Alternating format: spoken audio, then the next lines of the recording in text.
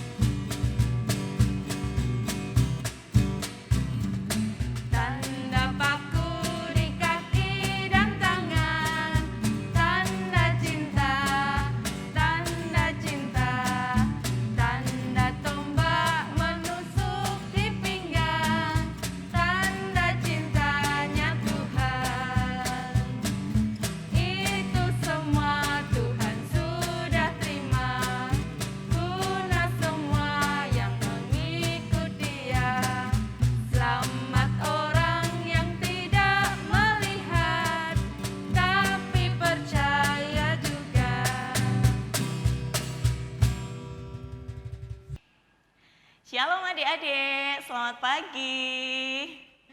Iya, Adik-adik di rumah semuanya sudah mandi, sudah sarapan, ya berarti semuanya semangat. Kita akan bersama-sama mendengarkan firman Tuhan. Tetapi sebelumnya kita akan berdoa bersama-sama terlebih dahulu. Mari Mbak Indri hantarkan. Tangan dilipat, tundukkan kepala, pejamkan mata kalian. Mari kita bersatu di dalam doa. Selamat pagi Bapa, selamat pagi Yesus, selamat pagi Roh Kudus. Sungguh kami mengucap syukur Tuhan atas setiap berkat dan anugerah-Mu yang senantiasa baru setiap pagi. Kami mengucap syukur pagi ini kami boleh bangun dalam keadaan yang sehat dan saat ini kami boleh bersekolah minggu bersama. Kami boleh memuji nama Tuhan dan saat ini tiba saatnya kami akan mendengarkan firman-Mu. Mari Bapa, Engkau memberkati hamba-Mu yang akan menyampaikan firman, Tuhan yang memberikan hikmat dan Roh Kudus-Mu supaya hamba-Mu dimampukan untuk menyampaikan renungan kepada adik-adik kami di rumah. Kami juga berdoa untuk adik-adik di rumah masing-masing, buka hati, pikiran, telinga mereka, supaya firman yang ditaburkan boleh menjadi rema di dalam kehidupan adik-adik kami. Bapa di dalam surga, kami menyerahkan penyampaian firman Tuhan dari awal, pertengahan, hingga akhir ke dalam tangan kuasa-Mu. Hanya di dalam nama Yesus kami telah berdoa dan mengucap syukur. Yang percaya katakan, amin. Iya. Adik-adik, Mbak Indri sangat bersyukur karena kembali diberikan kepercayaan dan kesempatan untuk bisa berbagi kembali dengan adik-adik di rumah. Meskipun kita tidak bisa bertemu secara langsung ya adik-adik, kita tidak perlu bersedih ya. Kita harus tetap bersyukur karena masih diberi kesempatan untuk boleh bersekutu, bersekolah minggu bersama meskipun secara daring. Nah adik-adik, pagi ini Mbak Indri sangat bersyukur ya karena hari ini adalah hari yang spesial. Pertanyaannya, kenapa kok spesial ya? Ada yang tahu hari ini tanggal berapa? 4 April. Nah, bagi yang suka tanggal-tanggal cantik itu mungkin mesti Mbak Indri spesial nih karena tanggal cantik nih hari ini 44 gitu ya. Tapi kayaknya bukan karena itu adik-adik. Tapi apa ya? Mbak Indri sangat senang hari ini bisa bertemu dengan adik-adik karena bertepatan dengan Hari Raya Paskah. Wah, luar biasa. Adik-adik tahu Hari Paskah itu apa? Oke, ada yang tahu? Iya, betul sekali. Hari Paskah adalah di mana kita boleh memperingati Hari Kebangkitan Tuhan Yesus. Nah, Hari Paskah ini adalah salah satu hari besar yang boleh diperingati oleh umat Kristen selain hari Natal ya adik-adik. Nah di dalam Paskah ini sebenarnya ada rangkaian peristiwa yang sangat spesial bagi kita anak-anak Tuhan ya. Dimulai dengan Rabu Abu, kemudian Minggu Palma, kemudian ada Kamis Putih, Jumat Agung, Sabtu Suci, dan yang terakhir adalah Minggu Paskah. Nah, adik-adik, Minggu Paskah ini menjadi gong gitu ya. Kalau kalian mengenal karawitan, nah gong itu sebagai akhir dari sederetan musik yang dilakukan di dalam karawitan dan itu menjadi inti di dalam sebuah permainan karawitan itu. Sama halnya dengan Hari Paskah ini adik-adik. Sangat spesial karena Tuhan kita, Yesus Kristus, menyatakan kebesarannya karena bangkit dari maut. Ya, adik-adik perlu tahu bahwa tokoh-tokoh di dunia ini, tokoh apapun itu, sekeren apapun itu, tidak ada yang bisa mengalahkan maut. Nah, kita patut bersyukur karena memiliki Allah yang luar biasa dahsyat, ya, bahkan maut pun tidak sanggup mengalahkannya. Ya, yaitu Tuhan kita Yesus Kristus. Tepuk tangan dulu ya buat Tuhan kita Yesus Kristus. Oke. Nah, adik-adik, apakah cukup dengan kita berbangga memiliki Tuhan yang sungguh luar biasa, tiada tandingannya ini? Sepertinya kurang, ya. Tidak cukup dengan kita berbangga diri saja, adik-adik. Nah, lalu apa Mbak Indri yang bisa kita lakukan sebagai anak-anak Tuhan yang memiliki Tuhan yang begitu luar biasa? Nah, berkaitan dengan tema kita untuk Hari Paskah ini adik-adik, yaitu mau bertobat.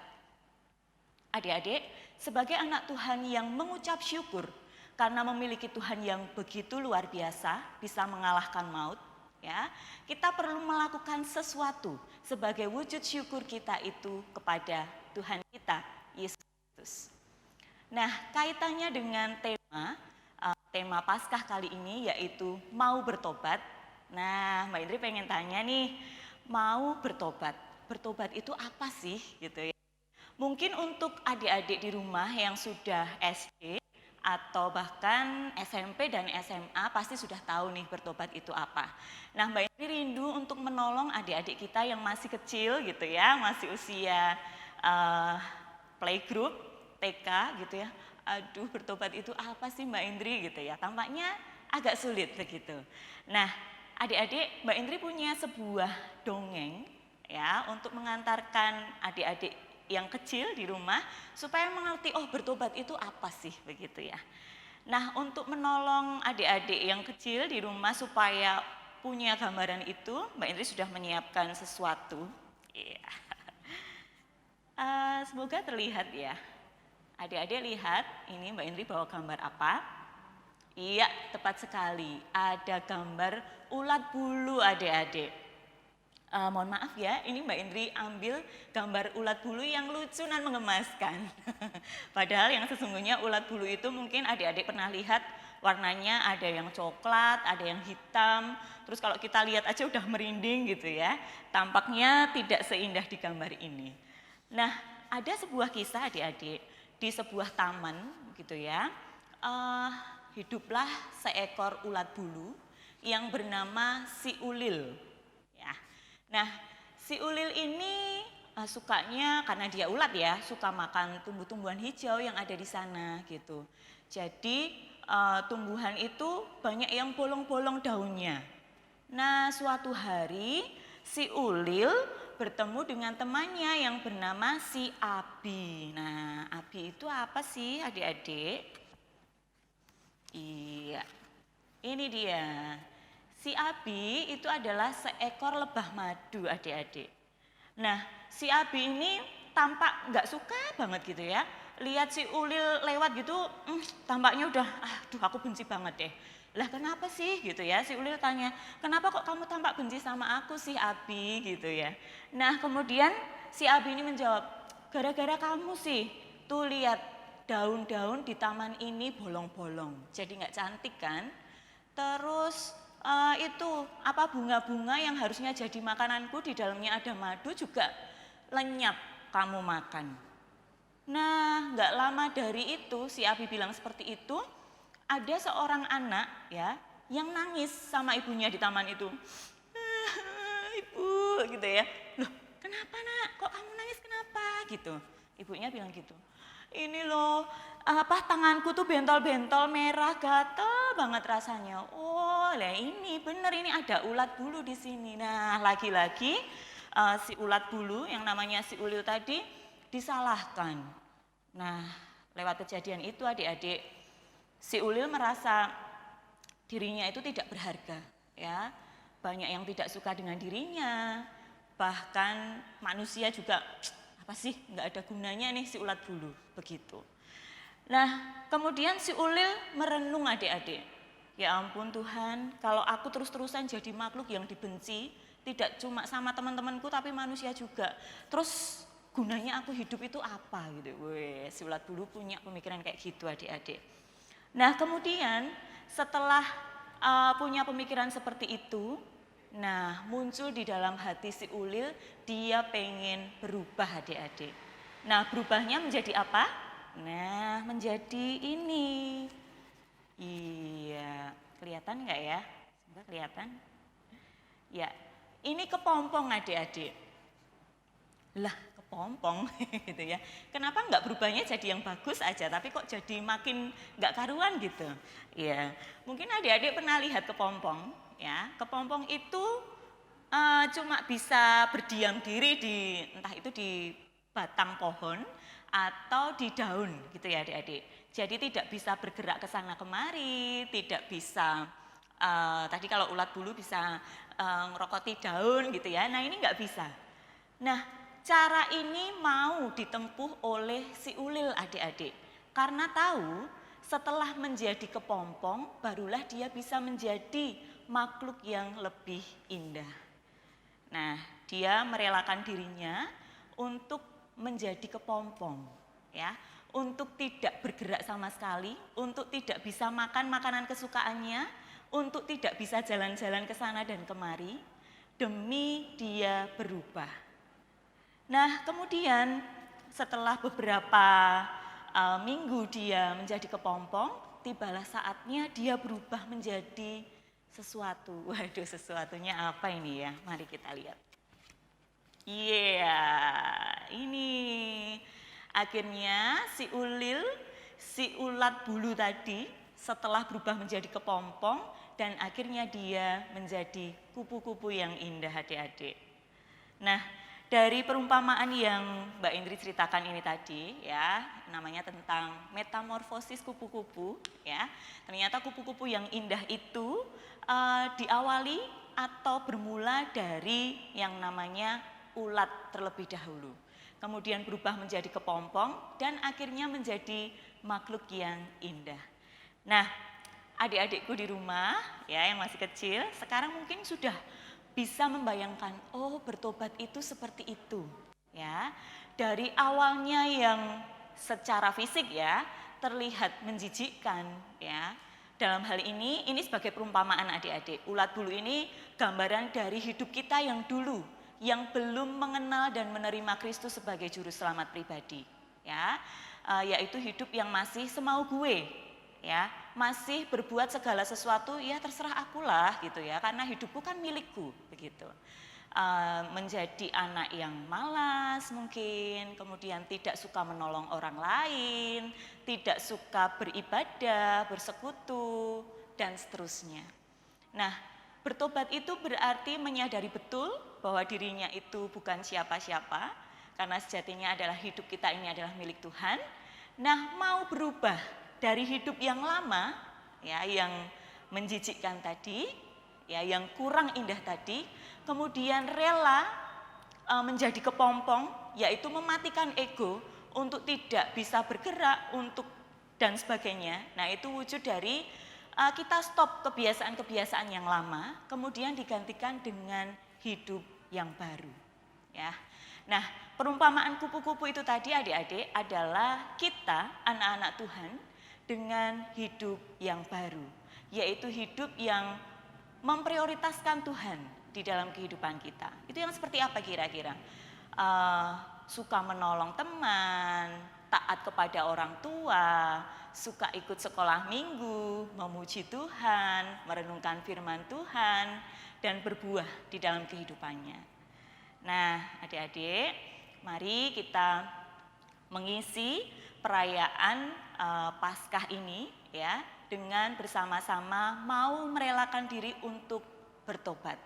Karena kita tahu masing-masing dari kita punya kewajiban yang sama untuk menjadi garam dan terang bagi teman-teman, orang-orang di sekitar kita. Nah, kalau adik-adik masih ingat dulu ketika kita sekolah minggu masih sering bertemu gitu ya, ada sebuah perayaan Paskah yang selalu diidentikan dengan yang namanya telur. Ya, Mbak Indri bawa telur ini. Iya, ini yang Mbak Indri bawa telur ayam adik-adik. Nah, biasanya yang dipakai di perayaan Paskah itu biasanya telur bebek gitu ya. Tapi nggak apa-apa, yang pasti sama disimbolkan dengan telur. Nah, ini ada alasannya. Kira-kira kenapa ya kok pakai telur? Nah, telur ini adalah lambang kehidupan yang baru, adik-adik.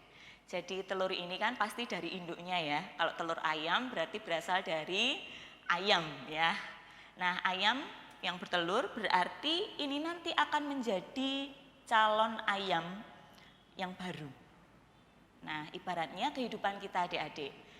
Kalau kita sudah menerima Kristus, ya, apalagi dengan karya penyelamatannya yang luar biasa bagi kita manusia berdosa, kita akan kalau kita mau bertobat seperti yang Mbak Indri umpamakan dengan metamorfosis kupu-kupu, berarti kita akan mengalami seperti telur ini akan menjadi pribadi-pribadi yang baru dengan kebiasaan-kebiasaan yang baru juga. Nah, sebagai penutup renungan kita pada pagi hari ini, adik-adik, Mbak Indri akan membacakan satu ayat firman Tuhan yang terambil dari 1 Korintus 5 ayat 7. Ya, adik-adik yang di rumah boleh sambil membuka Alkitab, boleh ditolong papa mama atau bapak ibu kalian, atau boleh juga membuka dari HP, boleh sekali. Ya, Mbak Indri akan membacakannya untuk kalian. 1 Korintus 5 ayat 7. Buanglah ragi yang lama itu, supaya kamu menjadi adonan yang baru, sebab kamu memang tidak beragi. Sebab anak domba Paskah kita juga telah disembelih, yaitu Kristus. Nah, adik-adik, dari satu ayat ini saja itu mengandung perumpamaan yang banyak begitu ya. Di sini tadi dikatakan ada kata anak domba Paskah. Nah, ini yang dimaksud adalah Tuhan Yesus itu sendiri, adik-adik. Nah, maksudnya anak domba Paskah yang disembelih itu bagaimana? Berarti yang rela, yang dikorbankan untuk mati di kayu salib untuk kita, manusia-manusia berdosa.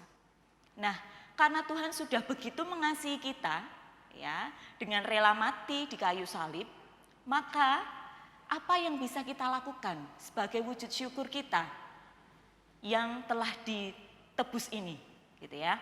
Di bagian sebelumnya dikatakan, buanglah ragi yang lama itu supaya kamu menjadi adonan yang baru, sebab kamu memang tidak beragi. Nah, adik-adik pernah makan roti, ya. Roti itu bisa mengembang, ya, besar gitu. Padahal kalau kita tekan gitu bisa jadi kecil gitu ya. Nah, itu karena ada ragi di dalamnya, adik-adik. Nah, bisa kalian bayangkan kalau tidak ada ragi, nah kemungkinan roti itu nggak akan mengembang sebegitu banyaknya. Nah, kita sama-sama diingatkan supaya ini lagi-lagi diumpamakan ya, kita sebagai misalkan roti gitu ya, kita nggak perlu ragi lagi gitu ya. Jadi cukuplah kita menjadi pribadi yang murni, yang hidup di dalam kebiasaan yang baru di dalam Tuhan. Demikian renungan yang bisa Mbak Indri bagikan di dalam penghayatan Paskah.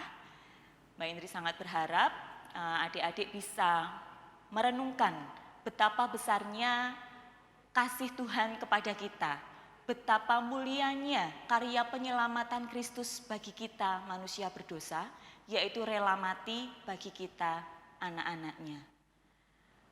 Untuk menutup renungan pagi ini, kita akan bersama-sama berdoa. Mari Mbak Indri yang akan hantarkan. Sungguh kami mengucap syukur Tuhan untuk kesempatan yang sangat baik pagi ini. Kami boleh bersama-sama mendengarkan renungan firman Tuhan yang boleh mengingatkan kami bahwa Engkau Tuhan begitu mengasihi kami. Engkau telah melakukan pekerjaan yang sungguh teramat mulia bagi kami, yaitu Engkau mau mati di atas kayu salib untuk kami manusia yang berdosa.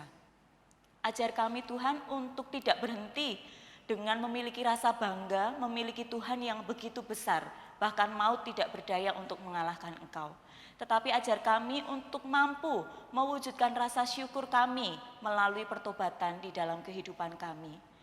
Kami tahu Tuhan itu proses yang tidak mudah, oleh karena itu kami memohon pertolongan Roh Kudus supaya kami dimampukan untuk mau menekan ego kami, untuk mau dibentuk sedemikian hingga seperti perumpamaan metamorfosis kupu-kupu tadi, kami rela menjadi kepompong terlebih dahulu untuk akhirnya kami bisa berubah menjadi pribadi yang indah seperti perumpamaan kupu-kupu. Kami mau Tuhan, adik-adik di rumah merenungkan dan juga mengaplikasikan segala sesuatu yang boleh hamba-Mu sampaikan pagi ini. Kami mohon Roh Kudus yang terus memampukan. Tuhan Yesus, kami mau menyerahkan acara kami selanjutnya ke dalam tangan-Mu. Hanya di dalam tangan-Mu kami telah berdoa dan mengucap syukur. Haleluya, amin.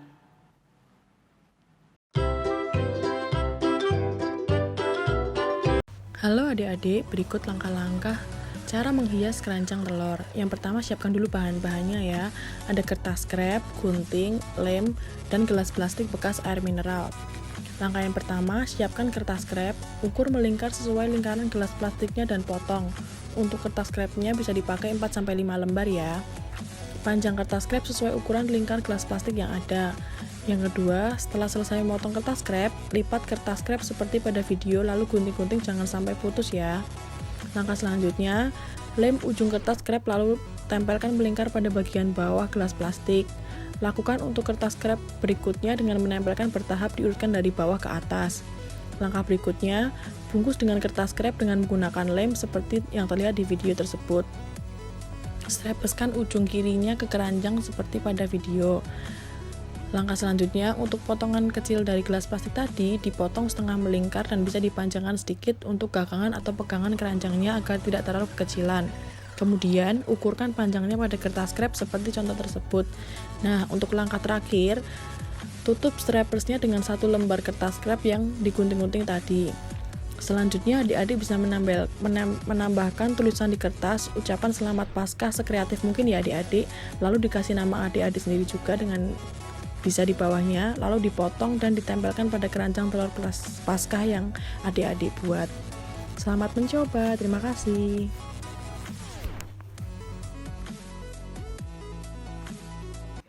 Terima kasih Mbak Kak Indri untuk firman pada minggu ini ya Mbak Kris Iya. ya. Tadi kita juga udah lihat aktivitasnya ya, Ya, Mbak kita Kris sudah ya, membuat menyajikan apa? aktivitas Keranjang. Ya, betul. keranjang Adik-adik telur bisa Paskah. mempraktekkan di rumah bersama orang tua, kakak, dan juga bersama teman-teman yang lain ya. Nanti hasilnya difotokan dan dikirimkan ke guru sekolah minggu masing-masing. Lalu ditayangkan di sekolah minggu berikutnya. Iya. Yuk, kita mau pengakuan iman rasuli. Adik-adik yang duduk bangkit berdiri dulu yuk. Kita mau Pengakuan iman rasuli, kita akan dengan sikap yang sempurna, kita berdiri dengan khidmat, kita pengakuan iman rasuli. Aku percaya kepada Allah Bapa yang Maha Kuasa, Khalik langit dan bumi, dan kepada Yesus Kristus anaknya yang tunggal Tuhan kita, yang dikandung daripada Roh Kudus, lahir dari anak darah Maria, yang menderita di bawah pemerintahan Pontius Pilatus, disalibkan, mati dan dikuburkan, turun dalam kerajaan maut. Pada hari yang ketiga, bangkit pula dari antara orang mati, naik ke surga, duduk di sebelah kanan Allah Bapa yang Maha Kuasa, dan akan datang dari sana untuk menghakimi orang yang hidup dan yang mati. Aku percaya pada Roh Kudus, gereja yang kudus dan am, persekutuan orang kudus, pengampunan dosa, kebangkitan daging, dan hidup yang kekal. Adik-adik boleh duduk kembali. Nah, sudah tiba saatnya Mbak Kris ya, nggak kerasa sekolah minggunya udah Mulai usai udah ya. berusai. Nah, kita ajak adik-adik untuk doa. Ya, kita akan tutup sekolah minggu pada pagi hari ini dengan berdoa. Mari kita berdoa bersama-sama doa Bapa kami. Bapa kami yang ada di surga, dikuduskanlah namamu, datanglah kerajaanmu, jadilah kehendak-mu di bumi seperti di surga. Berikanlah kami pada hari ini makanan kami yang secukupnya, dan ampunilah kami akan kesalahan kami, seperti kami juga mengampuni orang yang bersalah kepada kami. Dan janganlah membawa kami ke dalam pencobaan, tetapi lepaskanlah kami daripada yang jahat. Karena Engkaulah yang punya kerajaan dan kuasa dan kemuliaan sampai selama-lamanya. Amin. Pengumuman minggu ini untuk adik-adik yang Kelas 5 sampai dengan kelas 2 SMP. Sekolah minggunya udah bisa onsite ya Mbak Kris Oke, ya. ya Di adik-adik mana, bisa Mbak? datang di Gereja Margayudan di gedung kegiatan kegiatan yang baru lantai 2. Kita mulai dari pukul 10. Jadi adik-adik bisa datang ya untuk kelas 5 sampai dengan kelas 2 SMP. Tetap prokes ya Mbak Ya, Kris, memakai tentunya. masker, mencuci tangan dan menjaga jarak pastinya. Ya, selamat hari Minggu, Tuhan Yesus memberkati. Memberkati. Dadah.